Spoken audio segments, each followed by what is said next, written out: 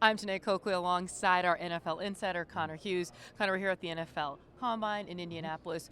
GM Joe Douglas just spoke. Yep. Of course, the quarterback situation, huge topic. Yeah. They are meeting with Derek Carr, free agent, Again. again in Indianapolis. Yeah, and it sure seems like the Jets are trying to get this quarterback ordeal across the finish line, right? I mean, Joe Douglas said that he would rather have this situation done sooner rather than later. I think that, I don't know if this week is the week, but I think this is the week where the Jets at least begin to have a better understanding of exactly what they're going to do at quarterback, right? Because there are a decent number of guys out there. When we talk about Derek Carr, we talk about Aaron Rodgers, Jimmy Garoppolo, Ryan Tannehill. There's a ton of veterans there. The Jets want to add a veteran. And it seems like Joe Douglas, at least when he was speaking, is very, very confident that the Jets are going to get somebody that both they really want, but is also going to energize and really get this fan base fired up for this coming season. And Derek Carr, I don't know if he is the top guy on their list, but he's certainly one of the top two guys on their list. Said the visit was amazing, said he left a very strong impression with everyone that he talked to within the building, and the Jets believe that they can be a very, very, very successful football team with Derek Carr under center. They saw him in person. You think Derek Carr wants to be a New York Jet? Well, see, so that's the one potential holdup, right? Because it's how would Derek Carr's personality mesh and work within New York? Because there are a number of people that I've spoken to, that a number of other people who have spoken to, that question of if he could handle the New York market, the New York media, the New York fan base, a team that is so starved for success that when you don't have success right away, there are going to be pitchforks and torches and things like that out there. But what the Jets continue to insist and what the Jets continue to hold and move forward with and believe heavily and believe strongly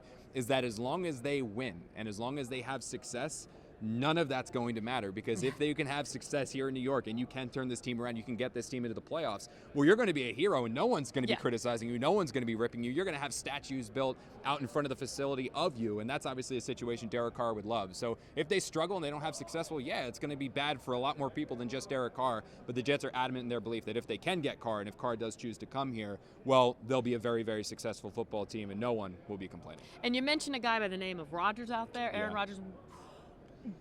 Is Aaron Rodgers that number one pick the Jets want? But what's going on with Aaron Rodgers? That's the problem. Is that he still in darkness? Yeah. Well, he's out of the darkness. Okay. We know that. But Aaron Rodgers is number one on their list, and then Derek Carr is a close number two, or 1A and 1B. But the Jets have kind of made it clear to everyone that what everyone's waiting on is what's Aaron Rodgers going to do? That's the first domino that needs to fall. And the problem is that no one really knows what Aaron Rodgers wants to do. I mean, Aaron Rodgers right now is basically ghosting the Jets head coach and general manager. Or the Packers head coach and general manager. He's not talking to them. He hasn't made it clear if he wants to retire, if he wants to go to Green Bay, if he wants to go to the Jets, if he wants to go to the Raiders. The Packers are ready to do whatever Aaron Rodgers wants, but it's this weird, funky holding pattern of, okay, if Rodgers is our one, we're going to wait for him, but we don't want to wait too long that we lose on Derek Carr, because Derek Carr wants to be signed before the start of free agency, so what do the Jets do? So it's a little funky.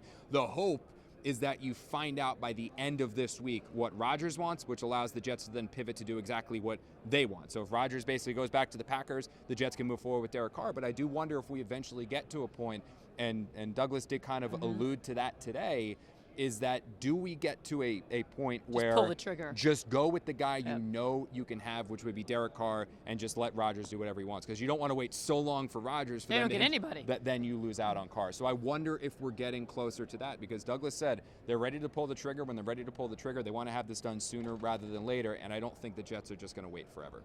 I do know what we don't have to wait for.